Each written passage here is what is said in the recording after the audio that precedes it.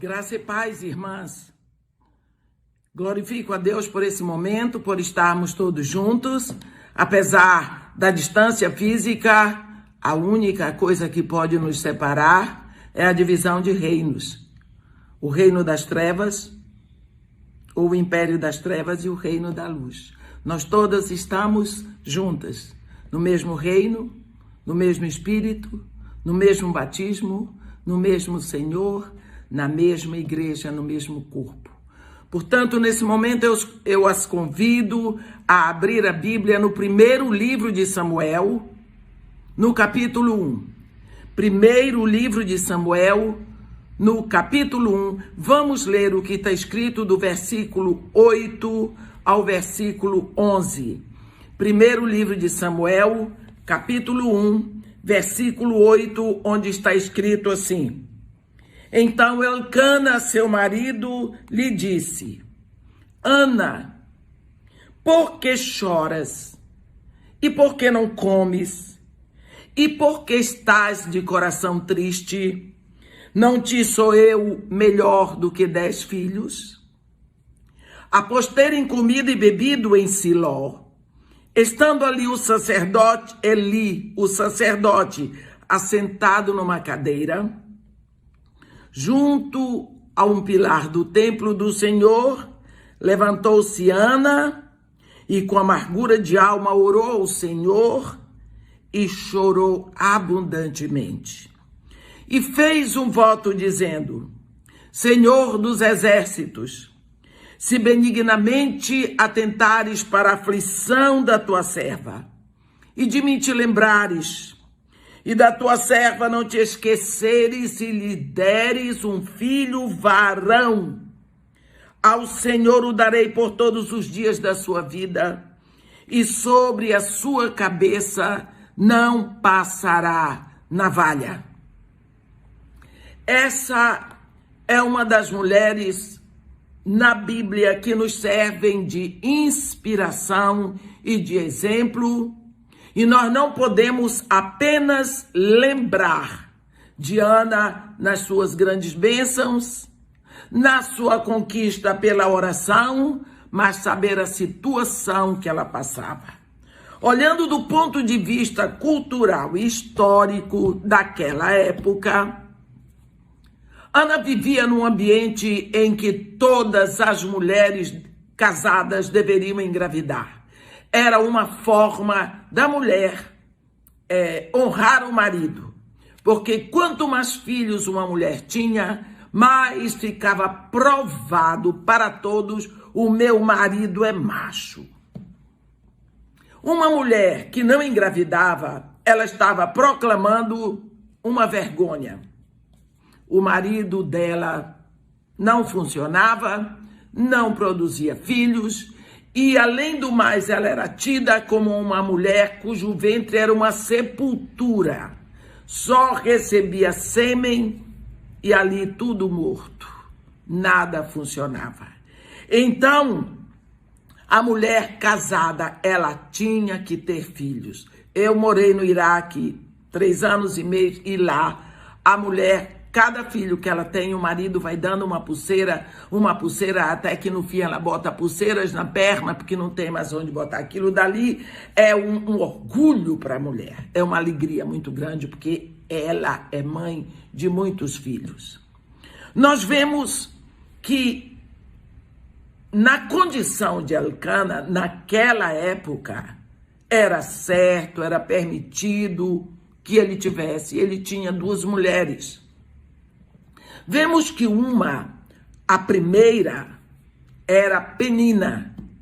Penina tinha muitos filhos e filhas.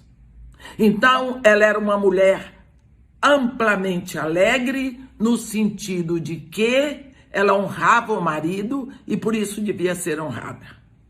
Mas acontece que Ana não tinha filhos, só que Elcana amava Ana. Ela era a esposa que veio em segundo lugar. Mas acontece que, como O marido tinha essa preferência por Ana, e isso é sensível a qualquer mulher. Marido é que pensa que engana uma mulher que ele diz que é enganada. Ela percebe. Mulher percebe isso. Só que ela faz de conta que não percebeu, porque é mais cômodo para ela ficar quietinha e não mexer nas coisas, porque ela acha que se mexer vai piorar. Então, Ana, naquela época, jamais passou na cabeça de Ana se separar, porque isso era algo que não vinha como solução na mente de uma mulher daquela época. Então, porque ela era preferida do marido, Penina a humilhava demais. A Bíblia diz que eles iam de ano em ano, eles desciam da região montanhosa de Efraim para ir sacrificar em Siló, aonde o primeiro lugar na Bíblia onde Deus é conhecido pelo título de Jeová Tsevaot, Senhor dos Exércitos. Então eles iam para sacrificar ao Senhor dos Exércitos no tabernáculo de Siló, que é o tabernáculo onde foi posto o tabernáculo de Moisés. E ali, na hora do sacrifício, a Bíblia diz que Elcana, ele dava porção do sacrifício a Penina, sua mulher, a todos os seus filhos e filhas. A Ana, porém, versículo 5, dava porção dupla, porque ele a amava, ainda mesmo que o Senhor a houvesse deixado estéril. Isso aqui deixava a Penina enciumada, aborrecida, tanto que a Bíblia diz que Penina era rival de Ana. A sua rival a provocava excessivamente para a irritar, porquanto o Senhor lhe havia cerrado a madre. Eu quero que você veja a situação horrível de Ana, humilhada, espezinhada, ouvindo tudo o que a outra tinha que dizer, ela não podia se levantar. Ela era uma mulher considerada amaldiçoada por Deus. Porque você está vendo aqui dizer que o Senhor lhe havia cerrado a madre. Então, nós vemos assim que essa mulher tinha uma situação assim de sentença, amaldiçoada, seu ventre é uma sepultura. Você pode imaginar a vida de uma mulher assim? Ela olhava para ela e via um impedimento, um paredão. Daqui eu não saio. Eu não saio do casamento, eu não saio da minha vida, eu não saio para o futuro, eu não posso ter sonhos, eu não posso embalar filhos, amamentar, meu corpo não presta para nada porque eu tenho seios que não vão amamentar, eu tenho um ventre onde não vou produzir filhos. Quem vou ser eu? O que vai acontecer comigo? Era um paredão que ela tinha. E por isso vem a angústia. A angústia, porque quando nós pensamos que ela não tinha para onde correr, é uma mistura de dor e de amargura no coração, e isso causa uma ansiedade muito grande. Ela confessa no versículo 16 para o sumo sacerdote Eli, que é excesso de ansiedade, aflição. Olha que situação horrível de alma que isso tudo trazia para Ana, noite e dia, e ela se diz no versículo 15 que ela era atribulada de espírito. O que mais precisa para essa mulher? Angústia, excesso de ansiedade, aflição, atribulação de espírito. Você pode imaginar alguém com essa gangue de inimigos emocionais, atacando dia e noite e dia, ainda tendo que ouvir as palavras negativas, ofensivas, destrutivas da sua rival? Essa era a situação de Ana. Essa era a situação de Ana. Pensa que todos os anos eles saíam da região montanhosa de Efraim,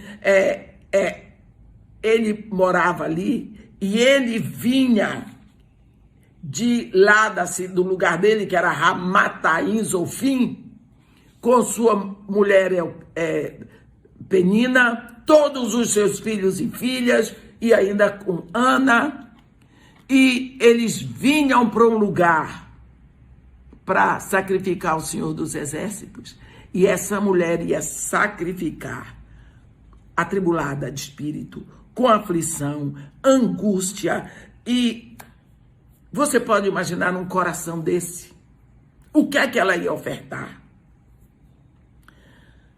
Mas isso era visível para o marido.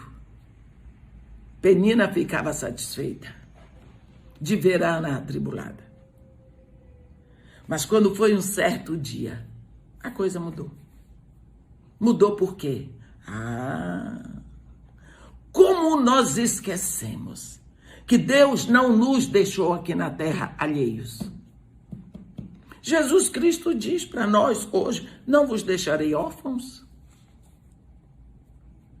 Vem um princípio que hoje, pelo que o mundo tem ensinado e o mundo tem entrado demais na igreja, foi esquecido. A direção bíblica. A Bíblia diz que Deus é o cabeça de Cristo, Cristo é o cabeça do homem, o homem é o cabeça da mulher. Minhas irmãs, a unção é derramada na cabeça e da cabeça desce para a barba do homem e do barba desce para o pescoço e do pescoço vem para todo o corpo. O que eu quero dizer é que Deus, por motivo nenhum, vai mudar o seu método. A autoridade, a ligação do corpo é na cabeça. Ana estava passando por tudo isso, sofrendo horrores. Precisava que viesse alguma coisa da cabeça. Quantas vezes nós esquecemos a função da palavra submissa? Entendemos hoje, principalmente por essas loucas que estão aí dentro da igreja, pregando inclusive o que o mundo ensina, uma submissão insubmissa. Como se submissão fosse uma ofensa, fosse humilhação. Uma mulher submissa significa uma mulher amparada, cuidada, protegida. Uma mulher de tal forma protegida, amparada e amada, que o marido é capaz de dar a própria vida para defendê-la. Uma mulher submissa é uma mulher coberta. Nós vemos no casamento judaico, o rapaz, determinada hora, ele cobre a mulher com a sua capa. Isso no sentido de proteção. Uma mulher submissa não é aquela que é pisada, que é humilhada, que é deteriorada dentro de casa, que tem que ouvir desaforo. Não, pelo contrário. Ela é o mimo do marido. Ela é protegida, ela é defendida. Portanto, é dele, se ela não é submissa, ela vai perder tudo isso. É como se estivesse chovendo e tivesse um guarda-chuva. Se você não quer ficar molhada, fica embaixo do guarda-chuva. Mas se você sair daquele guarda-chuva, você fica ensopada. É isso. Deus e a Bíblia nos ensina que a mulher tem que ser submissa. Enquanto a mulher está submissa, amparada pelo marido, ela tem todas as bênçãos, porque ela está no canal de Deus. Mas quando ela fica na insubmissão, então ela fora. Fora. Nós vemos hoje. A mulher brigou tanto por direitos iguais. Imagina se mulher pode ter direitos iguais ao homem. Mulher tem seio, homem não tem. Mulher menstrua, homem não menstrua. Mulher engravida, homem não engravida. E tantas outras diferenças, porque quem fez a diferença foi Deus, o Criador. E de uma hora para outra ela diz, não quero ter direitos iguais. Aí, se separa e ela pede uma pensão, porque ela não pode viver sem a pensão do marido. Isso é só um exemplo, mas não é o nosso caso aqui. Não vamos falar sobre isso. Ana, debaixo da submissão, ela está abençoada. Elcana, seu marido, vai falar.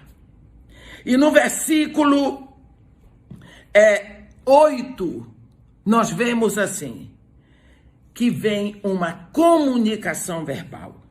Então, Elcana, seu marido, lhe disse: Ana, por que choras? E por que não comes? E por que estás de coração triste? Não te sou eu melhor do que 10 filhos? Claro que não era, senão ela não estava chorando. Tá vendo? O que esse homem fez? Esse homem comunicou. Ele falou. Ele disse. Ele a chamou pelo nome. Quantas vezes nós esquecemos que quando amamos uma pessoa, a primeira coisa que nós botamos é um apelidozinho, porque o nosso modo de nos dirigirmos àquela pessoa indica um modo só nosso. Ana, ele diz, por que choras? Em outras palavras, eu percebo que tu choras, porque eu olho para o teu rosto, eu sei que tu choras. Eu sei que tu não estás comendo, te alimentando, porque eu percebo. Eu vejo. E o teu coração, Ana, eu sinto o teu coração. Eu sinto a tristeza do teu coração. Oh, Ana, como eu gostaria de te dar a alegria que 10 filhos te dariam. Como eu gostaria. E ela, isso vai ser um combustível. Palavra. A palavra diz, a Bíblia diz, pelas tuas palavras serás salvo, pelas tuas palavras serás condenado, porque a vida e a morte estão no poder da língua. Ele usou uma comunicação positiva. A comunicação positiva, ela tem uma resposta positiva. Foi uma comunicação verbal positiva. E a resposta de Ana foi uma comunicação não verbal positiva. Esse foi o combustível que Ana precisava para fazer o que ela já devia ter feito há muito tempo. Ela disse, o caso aqui é de Deus. Porque marido não dá filho, quem dá filho é Deus. Marido deita com a esposa, mas quem faz o filho é Deus. Eu fico impressionada como é que Ana, naquela época, sabia disso.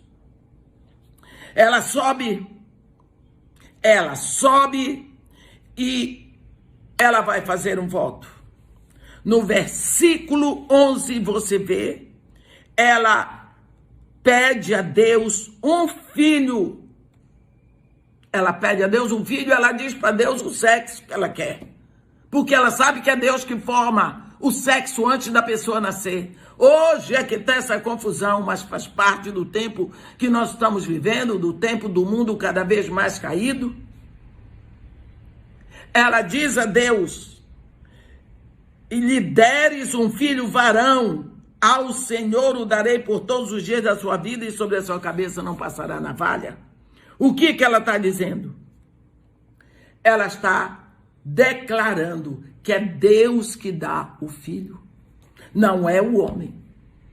Lá no Salmo 139, o salmista diz para Deus, tu formaste o meu interior, tu me teceste no ventre da minha mãe. Os meus ossos não foram de ti encobertos, quando no oculto eu fui formado e entretecido como nas profundezas da terra. Tu me viste a substância ainda informe, e no teu livro todos os meus dias foram escritos e determinados, quando nenhum deles havia. Então, quem é que forma o filho? É Deus. Deus pega a semente do homem, e ali no berço que ele criou, porque o útero é um berço, Deus começa a pegar o material da mulher e ali ele vai formando um corpo para uma vida que ele traz. Um homem pode se deitar com a mulher a vida toda, como Elcana vinha se deitando com Ana. E Deus não fazia filho, mas agora, mediante a oração, a expressão, Deus vai formar um filho, vai formar, porque Ana está declarando para Deus, é o Senhor que faz o filho. Por isso, qualquer coisa, mexe-se o corpo como se estivesse atrás do trio elétrico, porque Deus tem que engolir tudo. O culto é para Deus. Tem que agradar a Deus. Deus está sendo cultuado desde toda a eternidade. Ele criou anjos e arcanjos e querubins e serafins, seres celestiais, para adorá-lo. Quando nós começamos o culto aqui na terra, nós simplesmente invadimos um culto que já está em andamento. E quando saímos, nós saímos. E o culto continua. Não é como as pessoas pensam, vai lá, diz o que quer, inventam história, desculpa a expressão, mentem, o púlpito virou um picadeiro, dá-se gargalhada, não sabe que está diante do trono de Deus, esquecemos. Ana disse, não, eu vou criar para o Senhor, e quando o dia que você souber, vou fazer o meu culto para Deus, você vai ter o melhor comportamento, você vai escolher as melhores palavras para dizer, você vai ter outro comportamento. É isso que Ana está dizendo aqui. Eu vou vigiar o meu filho, eu vou estar com ele o tempo todo, tomando conta para que ele seja um varão para a sua glória. Então ela diz, ao Senhor o darei por todos os dias da sua vida, e sobre a sua cabeça não passará navalha. Em outras palavras, a navalha, ela vinha na cabeça de quem não era um nazireu, não era ungido, não era consagrado. Mas esse filho seria. Minha irmã que está me ouvindo, como é seu filho hoje? Você não é sacerdote? Deixa eu lhe dizer.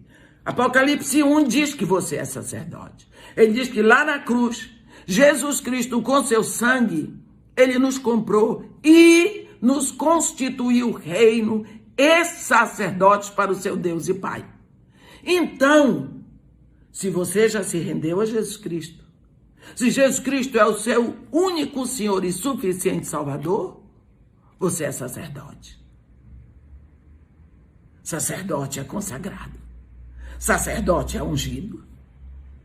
Se você vai lá na primeira carta de Pedro, no capítulo 3, no versículo 9, está escrito, vós, porém, sois raça eleita, sacerdócio real, nação santa. Mas no versículo 5 diz que nós somos sacerdócio santo. Como sacerdócio santo, ministramos sacrifícios espirituais. Como sacerdócio real, proclamamos as virtudes daquele que nos chamou das trevas para a sua maravilhosa luz. Mas em todo canto, em todo lugar, de qualquer forma, somos sacerdotes. Qual o papel do sacerdote? Ministrar. Então, se seu filho ministra, ele não pode estar misturado com as coisas do mundo, sendo dirigido pelas coisas do mundo, pela internet do mundo, pela fofoca do mundo, pelos desvios do mundo, vendo filme imoral, participando de coisas que os levam cada vez mais para o inferno, porque você não tem tempo de vigiar. Ana disse, eu vou vigiar, para que na cabeça do meu filho não passe navalha, porque eu estou devolvendo para o Senhor. Ele está na minha mão, mas é seu. Olha que consciência essa mulher tinha. Ele está na minha mão, mas ele é seu. Ela tomou providências. Ela prometeu isso a Deus. Ela prometeu, se o Senhor me der. A promessa dela foi condicional. Se o Senhor me der um filho varão, ao Senhor eu darei. E enquanto ele tiver vida, sobre a sua cabeça não passará navalha. Ela fez a Deus uma promessa condicional. Se o Senhor me der, então eu vou fazer isso. Desceu para Ramataim Zofim, engravidou. Sabemos que no ano seguinte ela não veio, o menino era pequeno. Com 2 anos, era normal, se desmamava o garoto. O garoto passa de bebê para menino. Ela fez a roupa dele, a estola dele, e ela voltou depois de 2 dias, 2 anos, lá ao templo, e ela expôs pôs para o sacerdote, para Eli, o sumo sacerdote.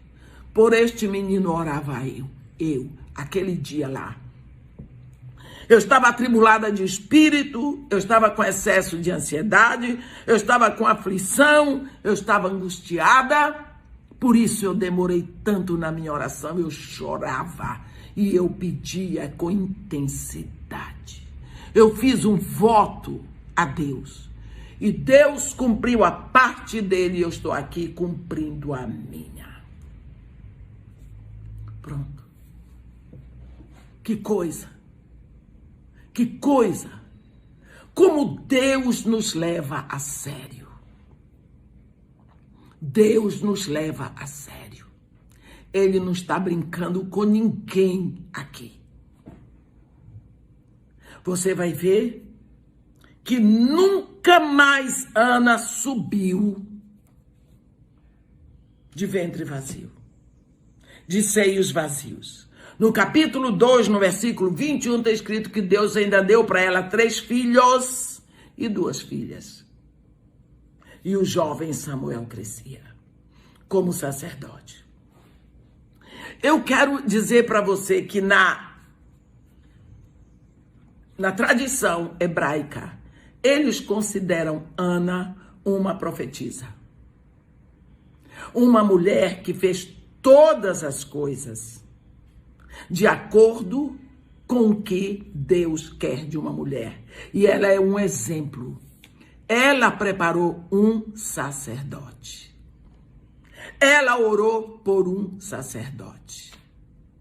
Ela queria de Deus um filho para ser de Deus. Ela queria um filho para servir a Deus por todos os dias da sua vida. O desejo de Ana não foi simplesmente ter um filho para dizer, olha aqui, meu ventre não é amaldiçoado, não. Ana tinha um sonho maior, Ana tinha uma visão maior, Ana tinha uma construção tremenda pela frente dela. Ela não era uma mulher assim, eu vou fazer porque todo mundo faz, eu vou ter um filho porque todo mundo tem, eu vou porque agora é bonitinho, eu posso comprar isso, aquilo para enfeitar meu filho. Não. Ela não teve um filho para fazer um chá de bebê.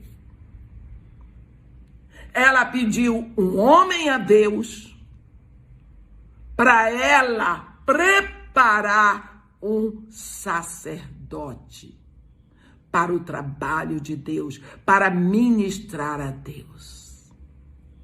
Foi só isso que ela pediu. E quando você pede na terra aquilo que Deus quer no céu, você liga na terra e Deus liga no céu. Você vê aqui Ana de mãos dadas com Deus para trazer um sacerdote à terra. Deixa eu dizer uma coisa. Isso significa um trabalho conjunto. Quantas vezes Deus está nos chamando para um trabalho conjunto com Ele quer fazer, mas a sua visão é diferente. A sua visão é diferente. Você está querendo um filho para quê? É para ele ser um crente. Deus não chamou ninguém para ser um crente. Ele mandou fazer discípulos. E discípulo não é a mesma coisa de evangélico, não. O Brasil está cheio de evangélicos. Onde estão os discípulos? Onde estão os discípulos? Vou dizer uma coisa para você. Vou dizer uma coisa. Discípulo não engravida. Solteiro. Discípulo não tem manchas. Discípulo de Cristo tem a mente de Cristo. A diferença é muito grande. Vive para a glória de Deus. Discípulo de Jesus é diferente do mundo. Discípulo de Jesus é inclusive odiado pelo mundo porque ele incomoda, porque ele é luz. Ele é luz. Qual é o objetivo seu quando você tem filhos? Se for para criá-los para Deus, para a glória de Deus, você quer criar sacerdotes para ministrarem a Deus, para brilhar nesse mundo caído? A Bíblia diz que este mundo inteirinho jaz no maligno. Se o mundo é caído, meus irmãos, ele vai caindo cada vez mais, ele vai pesando cada vez mais. E isso vai ser difícil para todo mundo. Você manda seus filhos para a escola e depois bota a culpa dos professores? Não. A educação e a formação espiritual é dada em casa.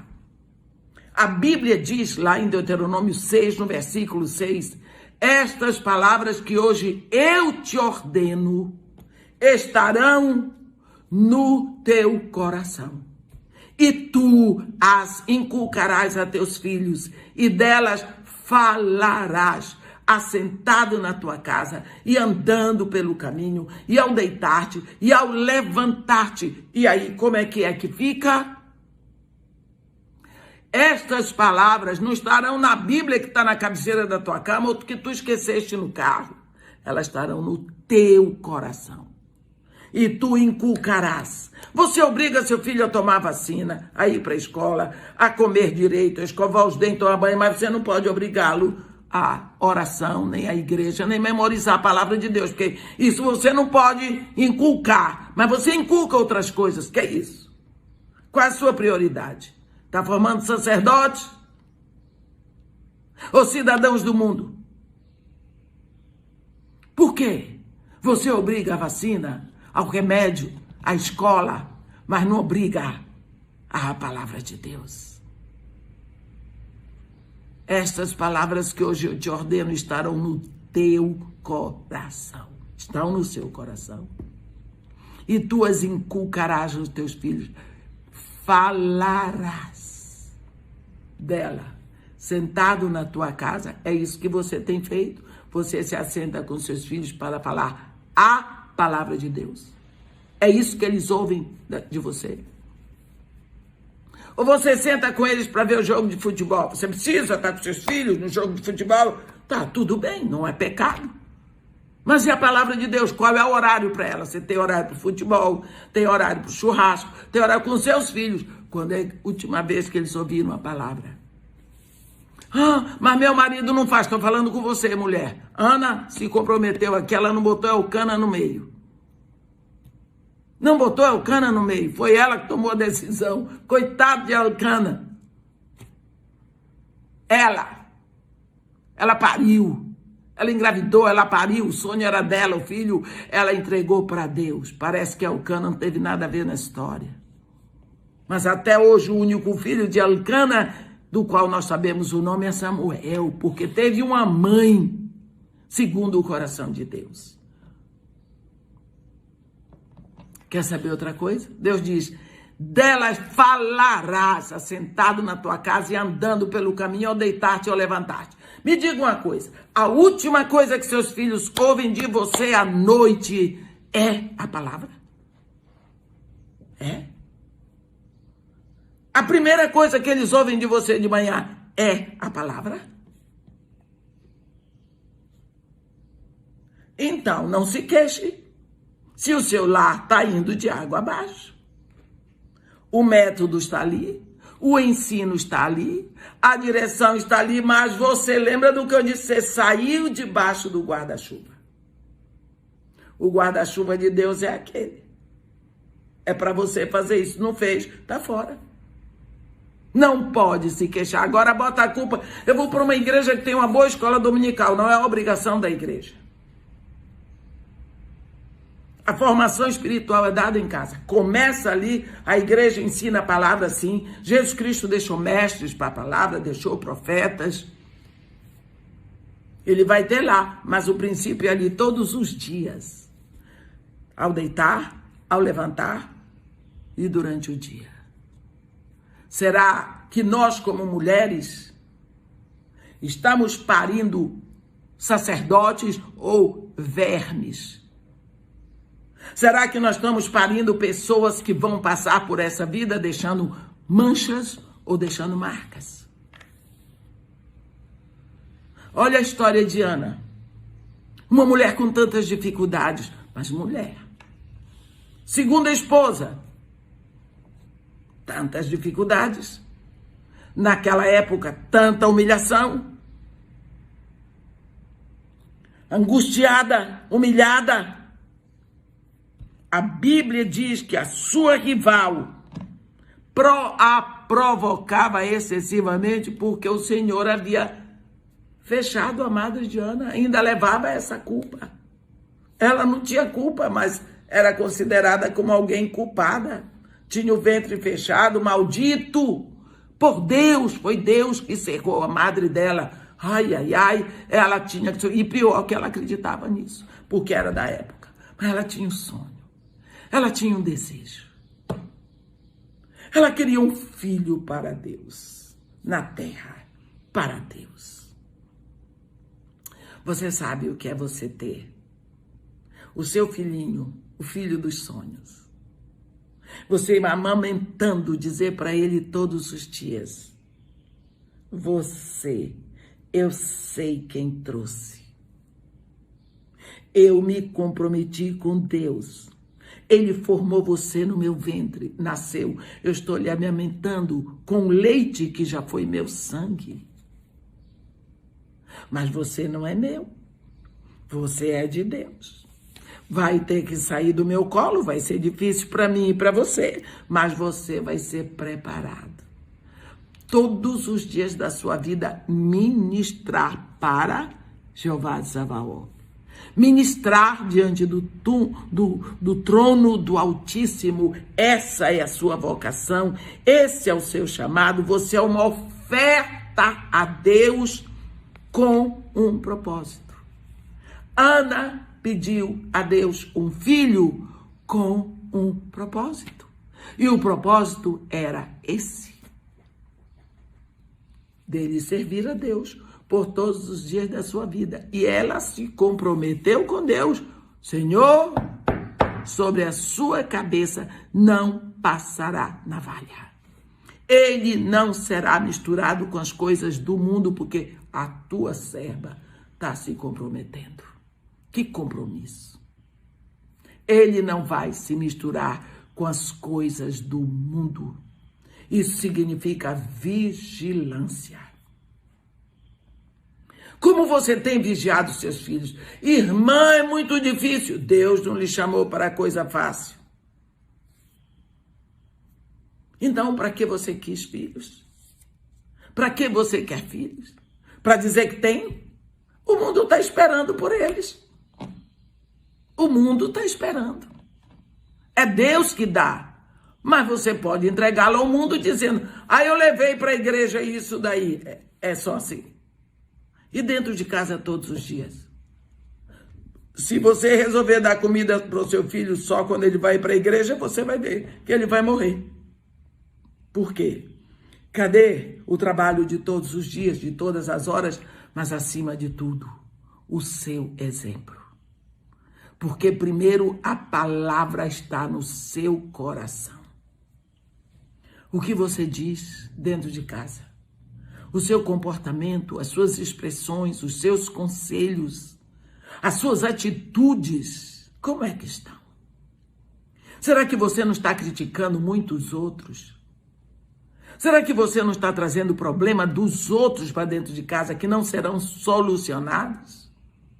Será que você não está comparando os seus filhos com os filhos dos outros, como se os filhos dos outros fossem piores? Será que você não está falando mal de fulano, de cicrano? Será que você não está deixando os seus filhos beberem a água suja da mídia? Achando que, infelizmente, eles estão agora no mundo, eles têm que saber das coisas do mundo. Quem disse? Quem lhe disse? Irmã, mas Ana tinha um marido piedoso. Mas na hora que ela foi lá para fazer o voto, o marido não estava com ela. O marido dela era piedoso, mas nunca tinha engravidado Ana. Ele engravidava Penina, mas o ventre de Ana estava fechado. Então, se o ventre de Ana estava fechado, só quem abriu foi Deus. Era um assunto dela com Deus. Olha, muitas vezes você vai observar que Deus faz as coisas, falando com a mulher. Você lembra que o anjo veio para Maria e disse para ela: terás um filho.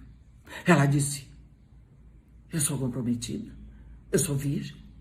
Ele disse: não, tu não vai deixar de ser virgem. O Espírito Santo é que vai te cobrir, e o ente que de ti nascer será chamado Filho do Altíssimo. Ela disse: então, eis aqui a serva do Senhor. Quando José viu que Maria estava grávida, ele quis se esquivar. O anjo foi de noite e disse para ele: toma a moça, casa com ela, porque o que se faz nela é do Espírito Santo. Ela não está grávida de outro homem, não. Ela não te traiu. Ele pegou Maria, que já tinha assinado Ketubá, ele já tinha pago tudo, trouxe para casa. Foi o casamento. Nunca mais o anjo falou com Maria. Ele ali passou a falar com José, porque tinha marido naquela casa. Falou com José: pega o menino e sua mãe, vai para o Egito. Depois, pega o menino e sua mãe, volta para Israel. Por quê? Porque é a cabeça. Deus é o cabeça de Cristo. Cristo é o cabeça de homem. O homem é o cabeça da mulher. Você, mulher, tem que aprender. Mas meu marido não é cristão, mas é marido. É marido. José também não era cristão. Elcana não era cristão. Elcana era o marido de Ana. José era o marido de Maria. Mas Deus não muda o seu método. É preciso que você aprenda, acima de tudo, a respeitar e honrar o seu marido. Porque num lar onde o marido não é contado no seu lugar de honra, as coisas estão de cabeça para baixo. Os filhos não vão respeitá-lo. E, por consequência, não vão respeitar você também. Se sentem inseguros e dão um pinote fora da autoridade da casa. Ficam loucos para sair daquela bagunça. Porque você não é submissa. Mas, irmã, como eu vou ser submissa a um homem que me maltrata? Porque Deus disse para ser. Eu não estou dizendo que você vai apanhar, ficar exposta para receber um tiro. Não é isso. Eu estou falando de marido e mulher. Eu estou falando de casamento. Então você tem que procurar. Você é mulher, você sabe aonde eu estou chegando. Será que você está sendo uma mulher sábia? Que sabe chorar em silêncio? Como Ana, mesmo estando angustiada, ansiosa, aflita, você sabe se dirigir para a pessoa certa. Parece que Ana não saiu dando pinote contra a Penina. Parece que Ana não saiu gritando para todo mundo, ela foi a Deus. Porque só Deus podia resolver aquele problema. E você? Você tem ido a quem? Mas ir. Aqui Ana declara perfeitamente o modo como ela foi. Ela disse: olha, eu estava angustiada. E eu venho derramando a minha alma perante o Senhor.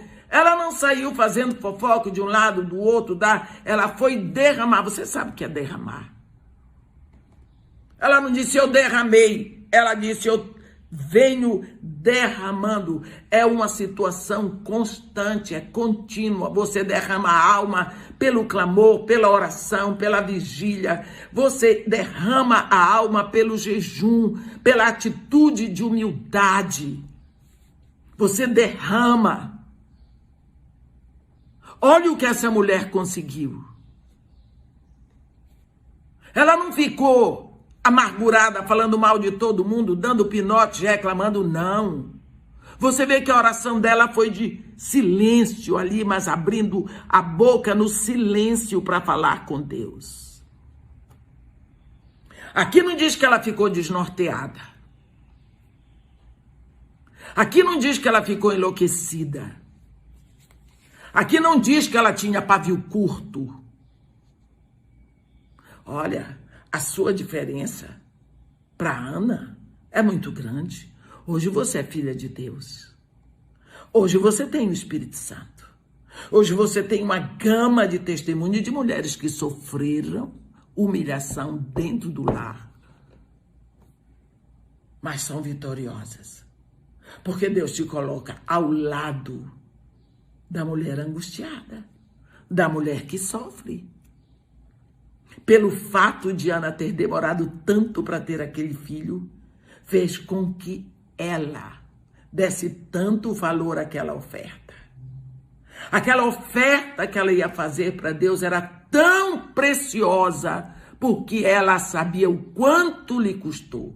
Quanta dor, quanta angústia, quanta aflição, quanta humilhação, para ter aquilo que Deus deu. Aquilo não pode ser perdido. É tão precioso que só vale se for para Deus. Quanto vale o seu filho?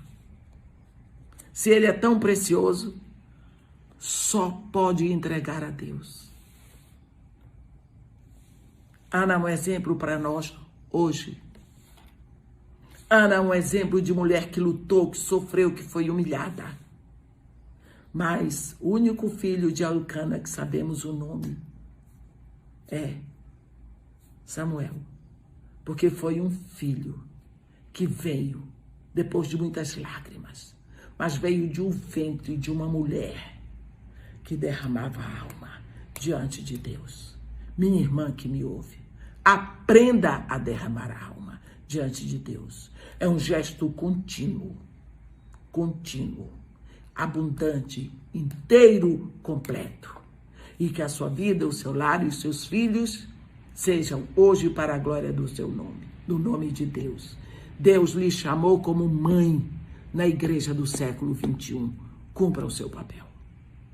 É o que Deus está esperando de você. Que Deus nos abençoe e nos guarde. Faça resplandecer o seu rosto sobre nós e tenha misericórdia de todos nós. Amém.